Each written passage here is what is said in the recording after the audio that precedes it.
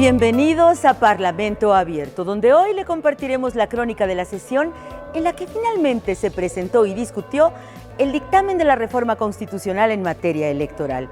Enviada en abril por el Ejecutivo Federal, esa iniciativa suprimía al INE para crear el Instituto Nacional de Elecciones y Consultas, INEC. Esa propuesta también reducía de 11 a 7 el número de integrantes del Consejo General del INE, cuya designación dejaría de ser materia de la Cámara de Diputados exclusivamente. Y este fue uno de los puntos más polémicos de esa iniciativa, que planteaba voto universal para elegir a los futuros consejeros electorales, pero también a los magistrados que conforman el Tribunal Electoral del Poder Judicial de la Federación.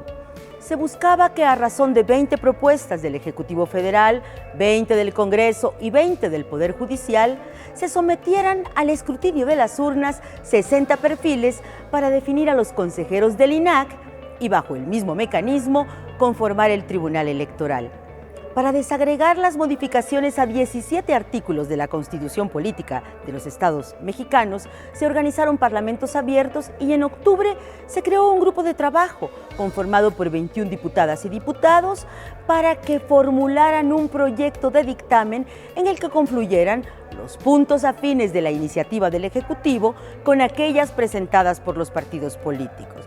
Sin embargo, las movilizaciones del 13 de noviembre, bajo el reclamo de que el INE no se toca, frenó esa ruta legislativa, dando paso a pronunciamientos que en la tribuna se hicieron el 15 de noviembre, dejando claro que habría que poner en contraste a favor y en contra los argumentos de esa iniciativa constitucional. Y así sucedió desde el 28 de noviembre, cuando en Comisiones Unidas de Puntos Constitucionales, Reforma Político-Electoral y Gobernación y Población se aprobó el dictamen con la mayoría simple de los representantes y las representantes de Morena, Partido del Trabajo y Verde Ecologista de México.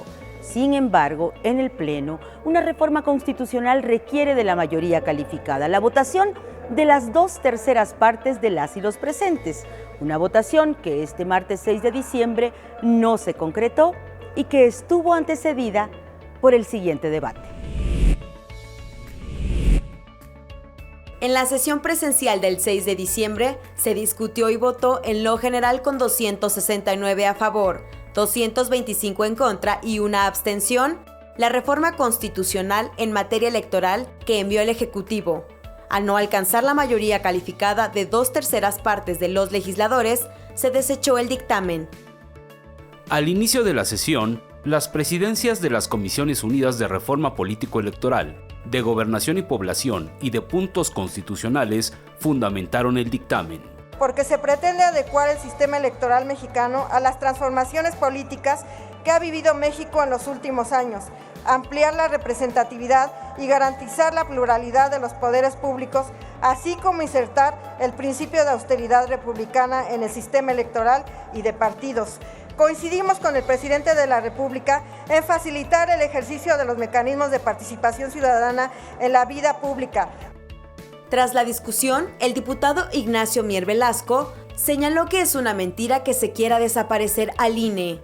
El 39 constitucional es claro, lo dice textualmente: el poder emana del pueblo y se deposita originalmente en beneficio de él.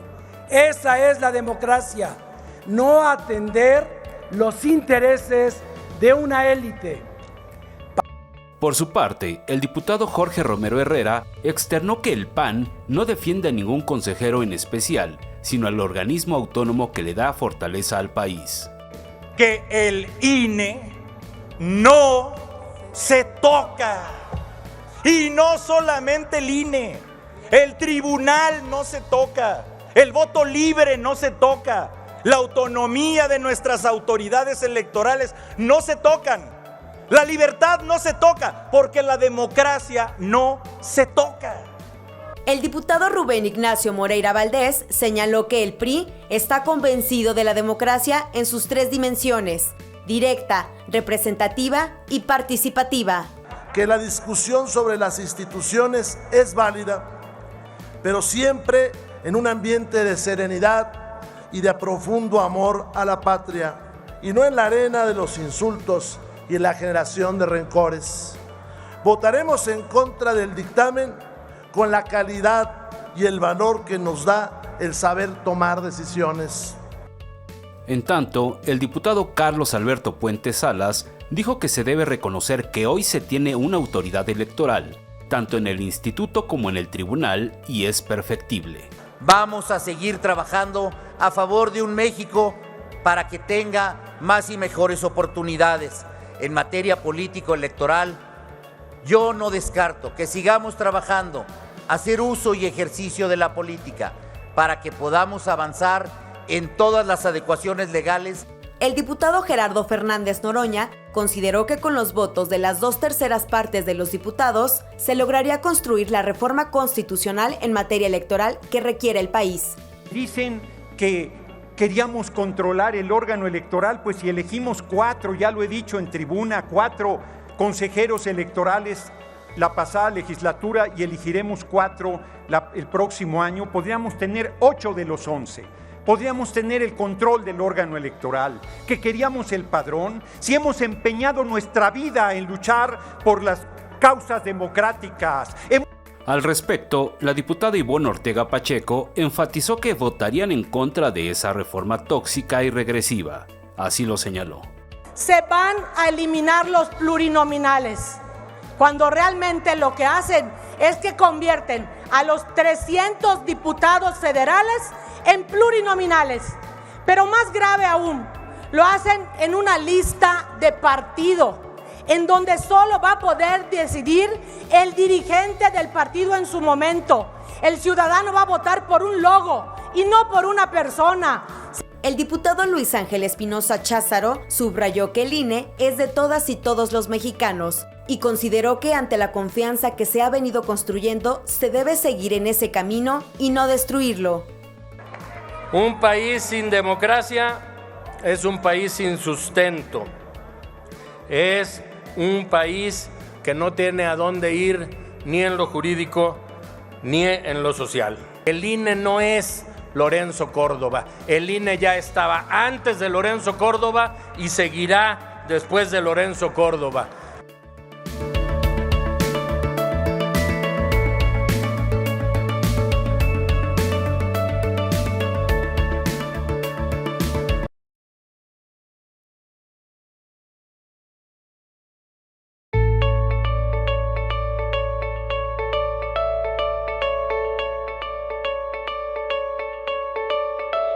Gracias por continuar en Parlamento Abierto, donde hoy le compartimos la crónica a fondo y con detalles de la Semana de las Reformas Electorales en el Palacio Legislativo de San Lázaro.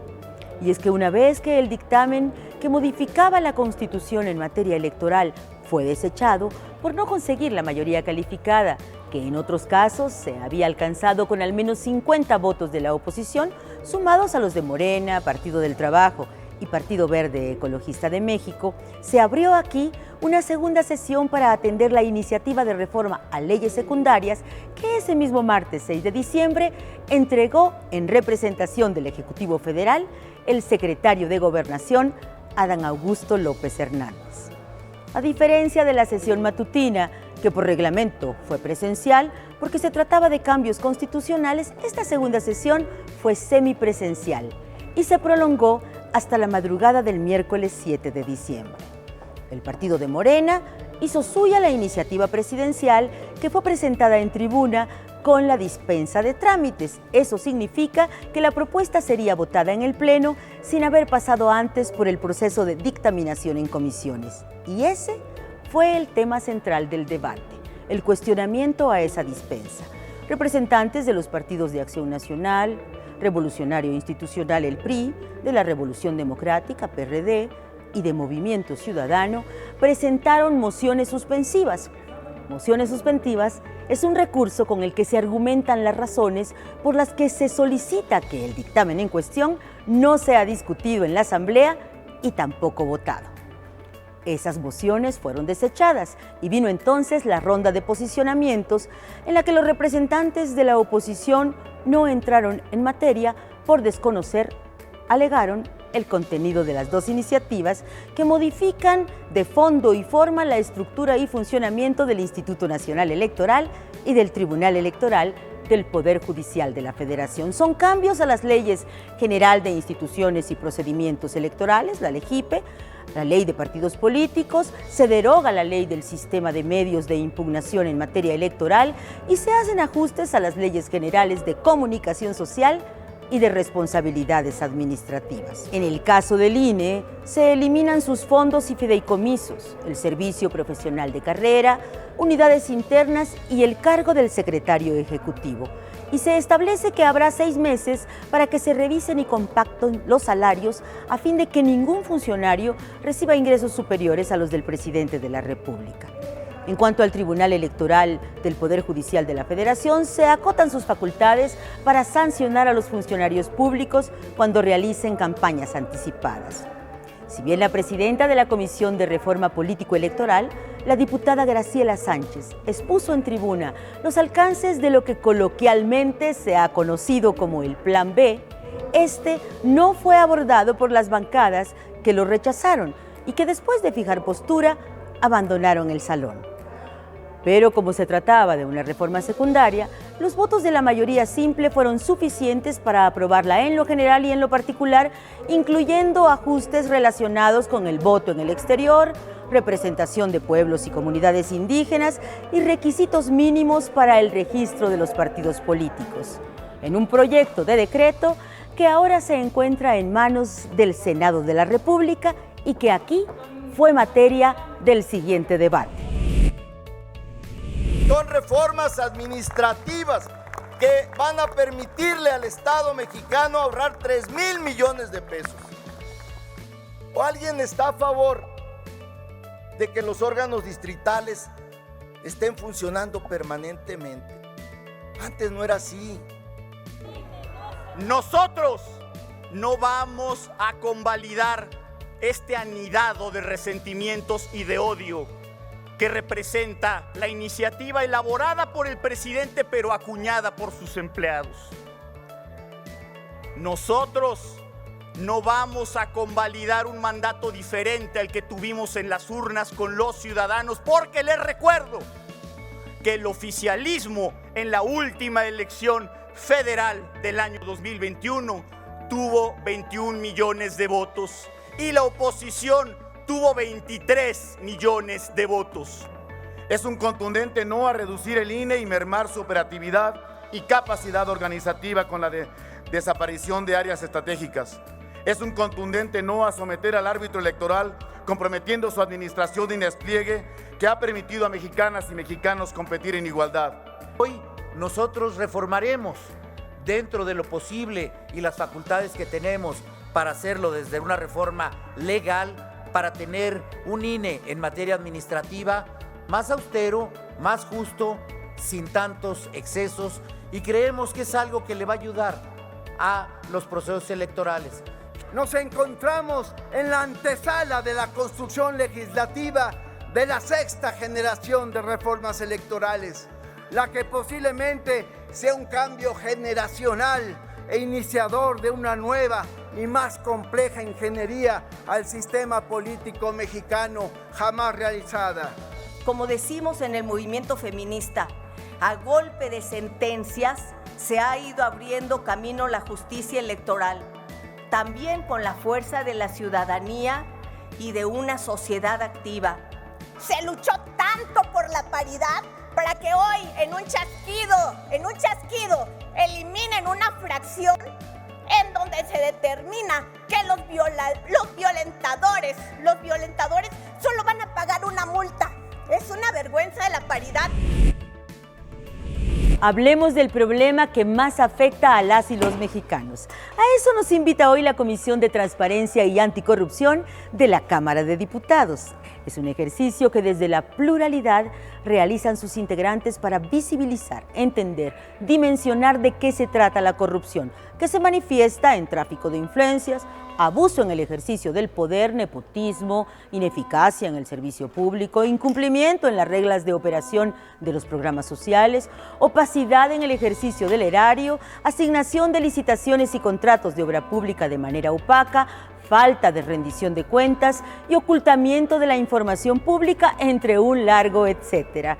Con sus reflexiones, diputadas y diputados de los 7 grupos parlamentarios nos ofrecen un panorama sobre las causas y las consecuencias de un problema que nos recuerdan debe enfrentarse con las mayores y las mejores prácticas internacionales, destacando la fiscalización y las auditorías. Subrayan las aportaciones que como legisladores realizan para mejorar el funcionamiento del Sistema Nacional Anticorrupción, conformado por la Fiscalía en la materia, el Instituto Nacional de Acceso a la Información y Datos Personales, la Secretaría de la Función Pública, el Tribunal Federal de Justicia Administrativa y la Auditoría Superior de la Federación, un órgano que le permite a esta Cámara de Diputados cumplir con las tareas de vigilancia y fiscalización de los recursos públicos. De esa forma, conmemoramos el Día Internacional de la Lucha contra la Corrupción, que desde hace 2 décadas, cada 9 de diciembre, nos convoca a tomar conciencia y acción de las tareas que nos corresponden. Hablemos del mayor problema que lastima a las y los mexicanos.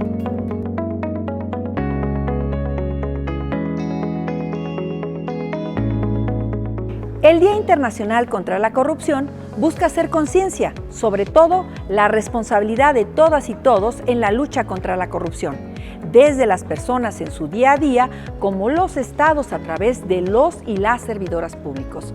La ciudadanía, los gobiernos, el sector privado, toda la sociedad civil y los medios de comunicación deben de unir fuerzas para combatir ese delito.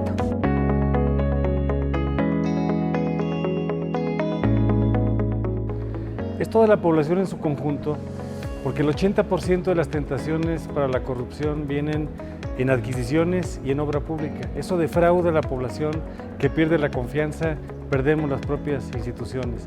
Y hoy lo que necesitamos es una ciudadanía actuante, que tenga capacidad de denuncia, de exigencia y sobre todo que espere de todas sus autoridades legalidad, orden y resultados, con transparencia y rendición de cuentas.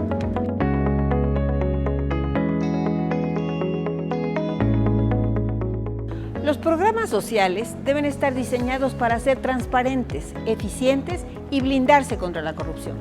En un estudio reciente, se analizaron 28 programas emergentes durante la pandemia en 8 estados del país y se confirmó que ninguno cumplió con por lo menos el 50% de los requisitos, tales como información sobre la distribución de los recursos, convocatoria pública, comité de vigilancia para quejas y denuncias, auditoría financiera y la evaluación del desarrollo por el Coneval. Por eso es muy importante que sigamos combatiendo entre todos la corrupción. La corrupción aumenta la exclusión de nosotras las mujeres en la toma de decisiones, perpetúa los estereotipos sociales negativos, limita nuestras oportunidades educativas y reduce nuestro poder económico. Los roles de género y los estereotipos afectan mayormente a las mujeres porque somos más vulnerables a someternos a sobornos y favores sexuales a cambio de obtener servicios, empleo, trámites o gestiones.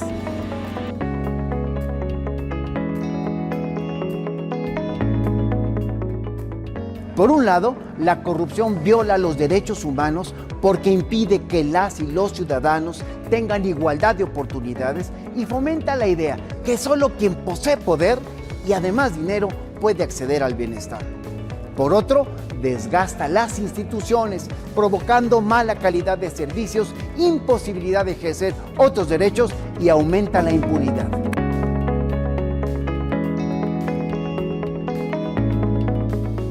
La corrupción tiene diferentes manifestaciones. Incluye desde ofrecer dinero para facilitar un trámite, evitar un castigo, comprar cosas a un precio excesivo, hasta el uso de información privilegiada para ganar alguna licitación. La impunidad es el ambiente propicio para la corrupción. La seguridad de que no habrá consecuencia alguna por los actos de corrupción genera impunidad que implica la inexistencia de responsabilidad legal. De acuerdo al INEGI, las y los mexicanos dicen que las dos principales razones por las que no denuncian son la pérdida de tiempo y la desconfianza en la autoridad. Denunciemos para que no haya impunidad. Finaliza aquí nuestra emisión semanal de Parlamento Abierto.